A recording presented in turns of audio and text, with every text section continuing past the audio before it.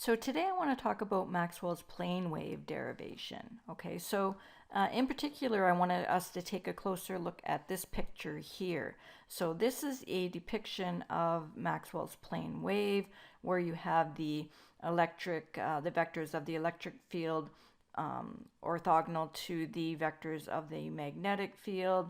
You have a wave that's propagating, say, from left to right in this diagram.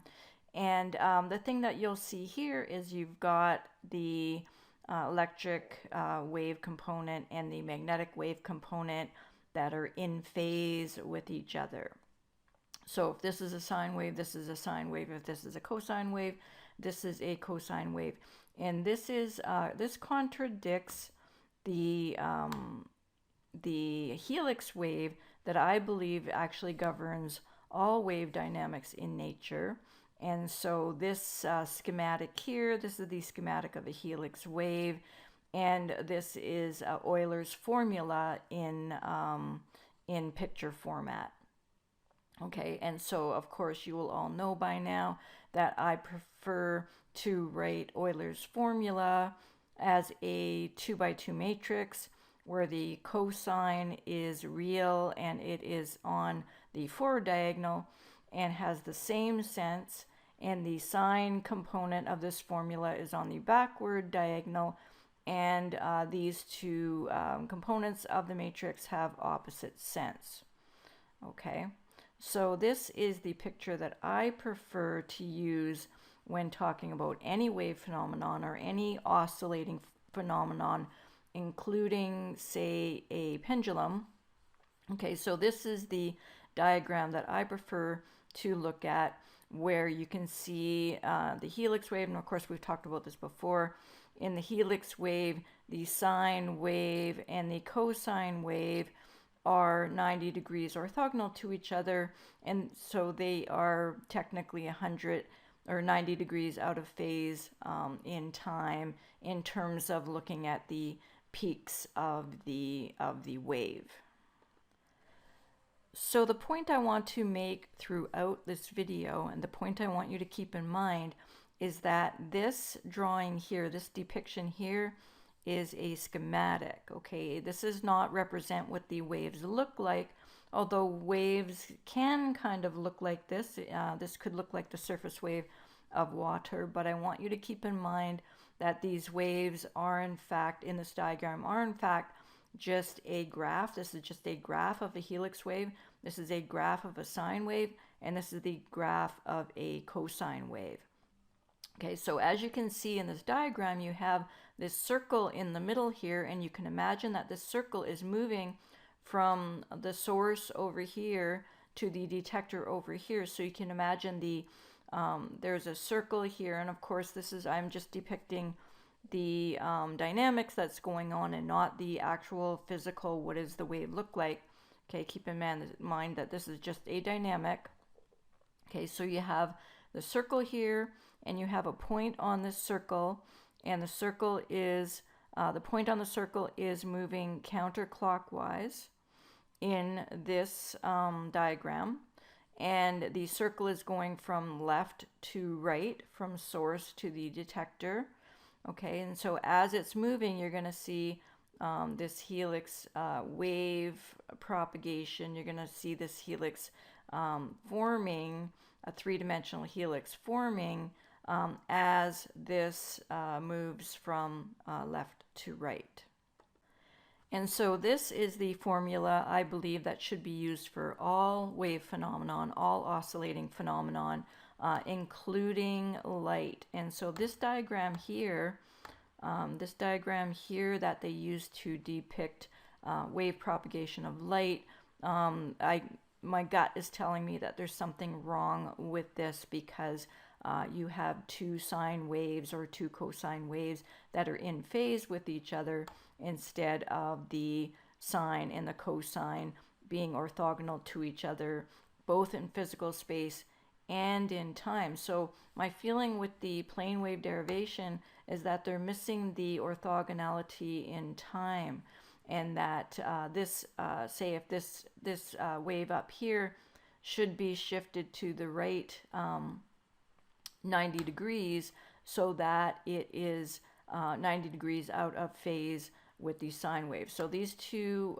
this is also a graph, by the way. This is also a schematic. This is not what light physically does through space, in my opinion, although some people do interpret this as a physical phenomenon, that the electric and magnetic waves are physically orthogonal to each other in space, and I believe they are. But my feeling is that this, say, the B wave should be shifted to the right by 90 degrees in time. These two waves, these vectors, would still be 90 degrees orthogonal in space, but you would have two waves that are orthogonal in time as well, and then you would get something that looks more like this. Okay, so there is a kind of a wave. Okay, there is a kind of a wave called circular polarized light that basically looks exactly like the helix wave.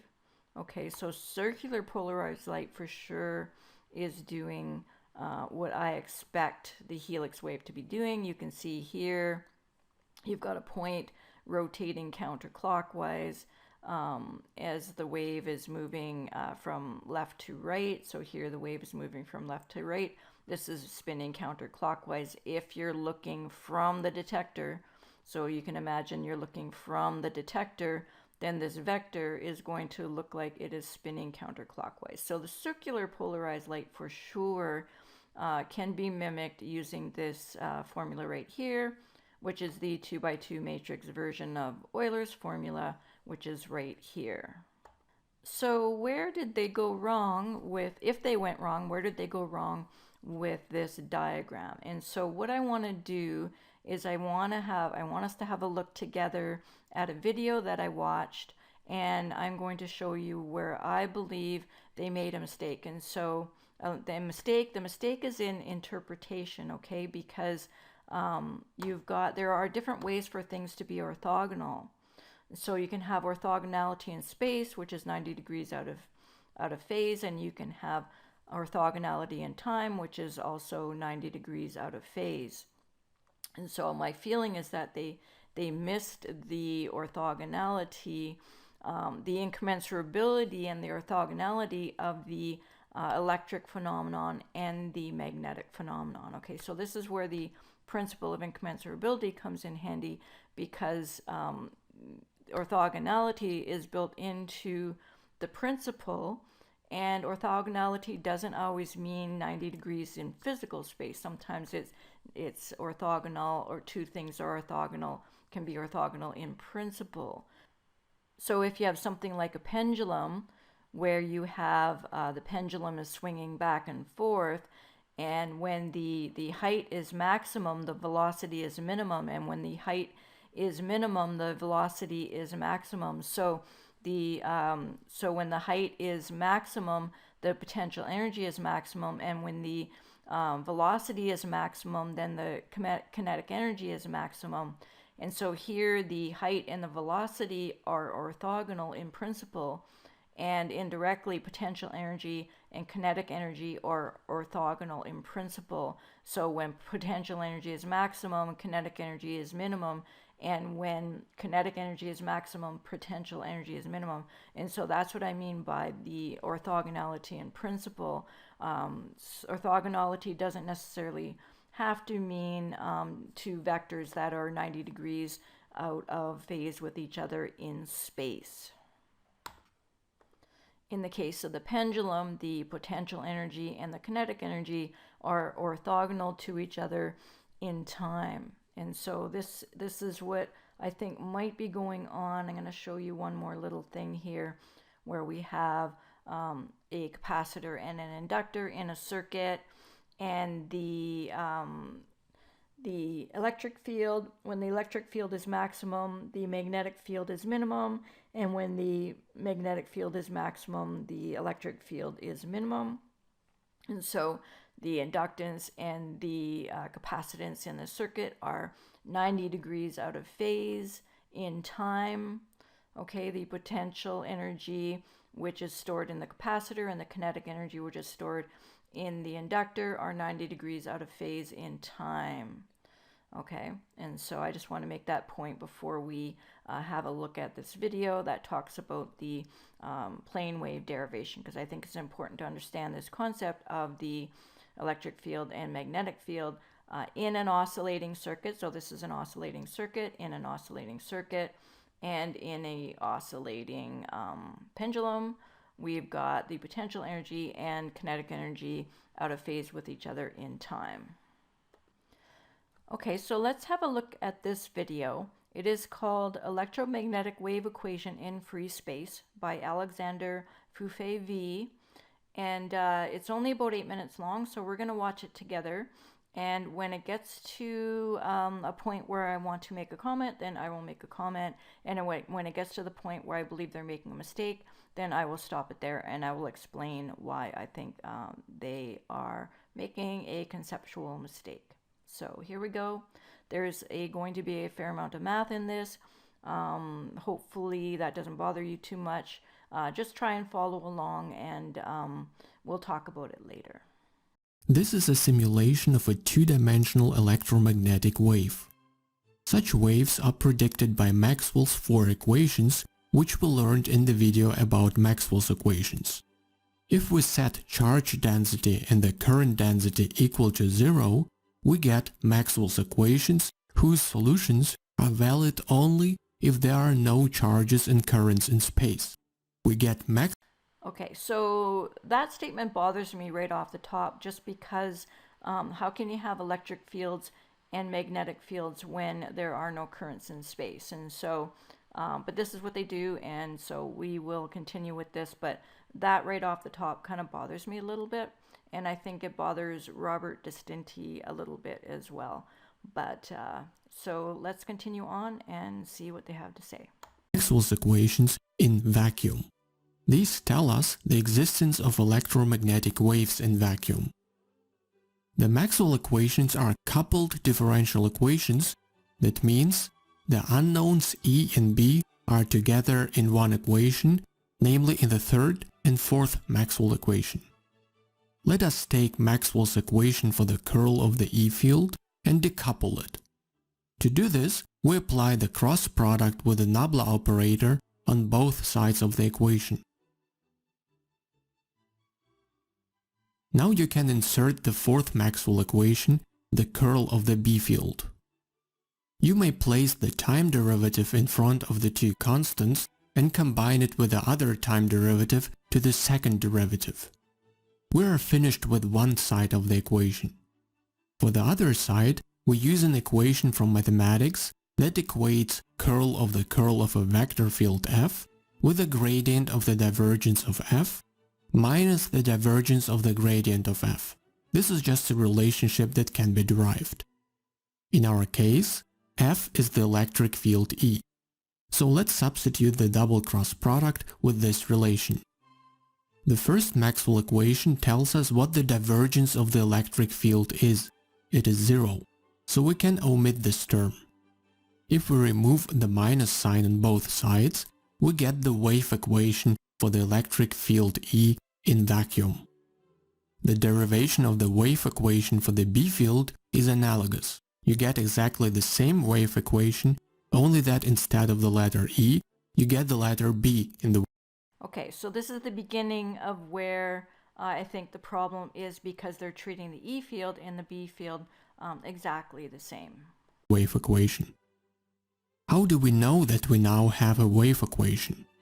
Well, by comparing our result with a general form of a wave equation. Here Vp is the phase velocity of the wave. It indicates how fast a wave crest of the wave propagates from A to B. If you compare the two wave equations, you see that mu0 times epsilon 0 must be equal to 1 divided by Vp squared. Rearrange for the phase velocity. Both mu0 and epsilon 0 are physical constants whose values we know. If you insert values for the physical constants, then you get a certain value for the phase velocity of the electric wave E. This value should be familiar to you. As you can see, the solution of the wave equations for E field and B field propagate with the speed of light c. We can express our derived wave equation with the speed of light c. So permittivity of free space times the permeability of free space is equal to 1 over c squared. And that's where the c squared comes from. I believe that's where the c squared comes from in the famous equation E equals mc squared. That is why there needs to be a squared. One of the c's belongs to permittivity and one of the c's belongs to permeability. Let's briefly look at the structure of the wave equation. On the left side of the wave equation is the spatial change of the wave, and on the right side is the temporal change. This wave equation is a vector field equation for the E field and represents a very compact notation for 3 scalar wave equations. Nabla squared E is in the 3-dimensional case a vector with 3 components. If you write out this vector, you get for the first component the sum of the second derivatives of Ex with respect to x, y, and z. For the second components, you get the sum of the second derivatives of Ey, and for the third component, the sum of the second derivatives of Ez. The right-hand side is a vector containing the time derivatives of the E-field components. These are 3 non-coupled partial differential equations of second order. Their solution gives the E-field of the wave at any time and at any location. If you solve the first differential equation, then you find out how the first E-field component changes in time and space. With all 3 components of the E-field and the 3 components of the B-field, you know the entire temporal and spatial behavior of the electromagnetic wave. Solution of the wave equation is a wave, but not necessarily an electromagnetic wave. The solution of the wave equation must also fulfill all Maxwell's equations in vacuum. Let's see what other conditions the solution of the wave equation for B and E field must satisfy to be an electromagnetic wave. To see what condition is required by the first Maxwell equation, let us consider as an example a specific solution of the wave equation, namely a 3-dimensional plane wave described by this sine function. Okay, so just want you to notice here that they are starting out with a sine function here as an example of, as a schematic for the derivation that they're about to do. E0 is a vector pointing in the direction of E and has 3 amplitudes in x, y, and z direction as components. K is the wave vector and defines the direction of propagation of the wave. Omega is the angular frequency of the wave. You can also write out the scalar product of K with a position vector r like this. The divergence of the E field is the sum of the derivatives of the individual field components with respect to x, y, and z. And this sum is supposed to be 0 according to Maxwell's equation. Let's calculate the derivatives. The derivative of sine with respect to x is cosine, and the wave number kx is added as a factor in front of it. Then we differentiate the sine with respect to y, and then with respect to z. Okay, so the derivative of a sine is cosine, and so they are starting with the sine and taking the derivative of the sine, which is the cosine, and of course the derivative of cosine is sine, and that is what they're doing to come up with the cosine terms here. We can factor out the cosine. The sum in the parentheses corresponds exactly to the scalar product between the wave vector k and the E-field vector with the amplitudes. For the first Maxwell equation to be 0 for all times t and locations x, y, z, the scalar product must be 0, because cosine function is not always 0, of course. For the scalar product to be 0, the wave vector and the E-field vector must be orthogonal to each other at all times and locations. Thus, Maxwell's first equation in vacuum requires that the E field oscillates only perpendicular to the direction of propagation. If you take a plane wave for the B field and proceed analogously with the second Maxwell equation, okay, so now they then are doing the same thing. Okay, they're doing the same thing. They're starting with sine for the B field and ending up with the derivative of sine is the cosine. And so this is where I believe they went wrong, because I believe at this point here they should have started with the cosine. So they should have said, you know, b is equal to b0 cosine. They should have started with a cosine here, and then when you take the derivative of the cosine, you get the sine. But here they are starting with the sine. With the second Maxwell equation, then you and then they're getting the cosine here, okay? will find out that also the B field is always orthogonal to the direction of propagation. Okay, so that makes sense. So even if they started with the cosine and took the derivative with the sine, they would still find that the B field needs to be orthogonal to the direction of propagation. So, but what happens here is because they started with sine and took the derivative and got cosine, now they have two cosine waves. So here is a diagram. No, that's not the one I'm looking for. This one here. From Robert Distinti's video on the Maxwell's plane wave derivation. And so he shows here you have a cosine wave for both the E field and the B field, okay, which puts their amplitudes in phase. And so this is where I think they went wrong, because the sine and the cosine are orthogonal in principle. Okay, the sine wave is a projection of the helix wave from the side, and the cosine is a projection of the helix wave from the top. Okay, and so what happens is, so instead of something like this is also from Robert Distinti's video, where he is mimicking water waves, which is similar to mimicking the pendulum, where the height and the velocity are 90 degrees out of phase. This is the formula. This is Euler's formula. This is the formula that all electrical engineers use for you know, radio waves and for light phenomenon. And so, and apparently, and I had to look myself actually in the radio, in the radar handbook. Okay, in the radar handbook, you only see things that look like this. You see equations that looks like this. Maxwell's equations, this crazy double cosine thing, okay, does not appear in Maxwell's equations did not appear in the radar handbook. Okay, so there seems to be some discrepancy here. I believe that this B field should be 90 degrees out of phase, both in space and in time. If we did, so basically what I'm lobbying for is taking this B field here and just shifting it, having it being 90 degrees out of phase in time. Now the vectors can still be orthogonal to each other in space, so this does not contradict what was being done in this video. But it's my opinion that these two waves should also be out of phase, 90 degrees out of phase in time.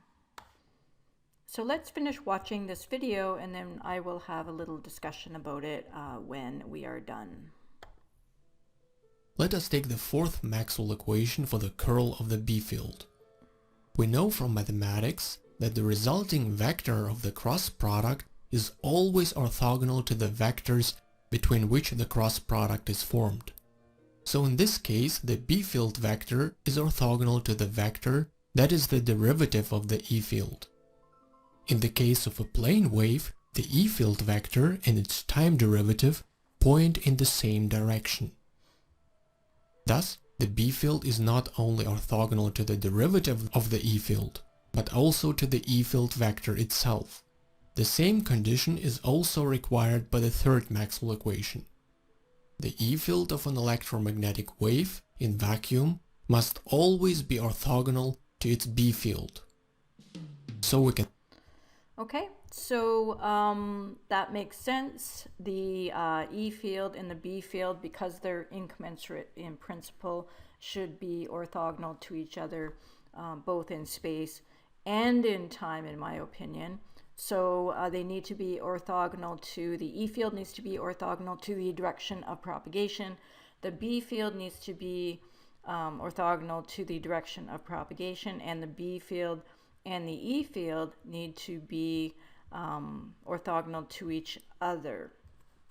Okay, so, but that does not mean, so being orthogonal to each other in space doesn't mean that the peaks and the valleys should be in phase. Okay, and so in Robert Distinti's video, what he shows here is the normal Maxwellian depiction of the electromagnetic wave. And of course, this is a schematic. This is not what the waves look like when they're propagating in space. They might look like this, but I doubt very much that they do. This is the depiction of the interaction of the potential and kinetic components of the electromagnetic wave. This is a graph, okay? And same with this one here. So this is Euler's formula. This is the graph of Euler's formula. And you have the electric and magnetic fields orthogonal to each other spatially in this diagram, but you also have them, the B field, the blue one here, is shifted 90 degrees in out of phase in time as well as in space. And so this is the missing piece of the puzzle, in my opinion, of Maxwell's equations. And if we used Euler's formula originally, we wouldn't have needed the Maxwellian plane wave derivation. So in my opinion, this is the formula. This is the formula that should be used to mimic all wave phenomenon, including light waves. Light waves are not special, including oscillating circuits, okay, including what you see here, okay, including electronic circuits, anything that's oscillating. This is an LC circuit, which is an oscillating circuit. So anything, voltage and current, are also 90 degrees out of phase in oscillating circuits, okay? When the inductor, the voltage is 90 degrees out of phase with the current, and in capacitor, the current is 90 degrees out of phase with the voltage. And so you see this throughout all of physics and electronics. You see this 90 degrees out of phase. And so it doesn't make sense to me that that light should behave differently than all our other waves. In fact, Robert Distinti made a video where he did a comparison of all wave models. Okay, this is a wave model. Okay, this is a wave model. Of all the wave models that we have, that we use in practice, water waves, an oscillating string, sound waves, the radar handbook, which Robert Distinti also talks about, that the Maxwell equations are not in the radar handbook, in the LC circuit.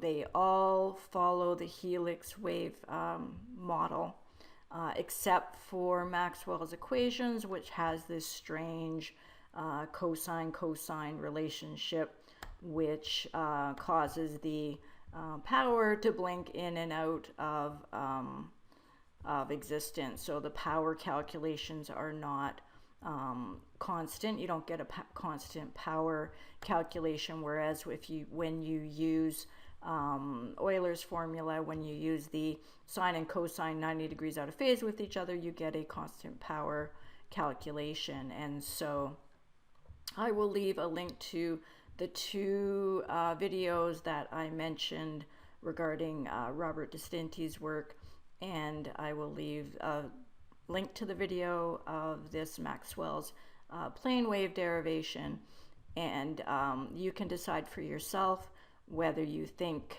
Maxwell and company made a mistake not allowing this wave to also be 90 degrees out of phase in time. Okay, so I'm going to leave it at that. I hope you guys had a great Christmas, and New Year's is coming, so Happy New Year. And next year is going to be the year of the dragon in Chinese astrology, and I've been 3D printing dragons for the last couple of months, so kind of become a little bit obsessed with dragons. And of course, Maxwell was one of the dragons of theoretical physics that I wanted to slay. And so this video is related to my slaying the dragons of theoretical physics.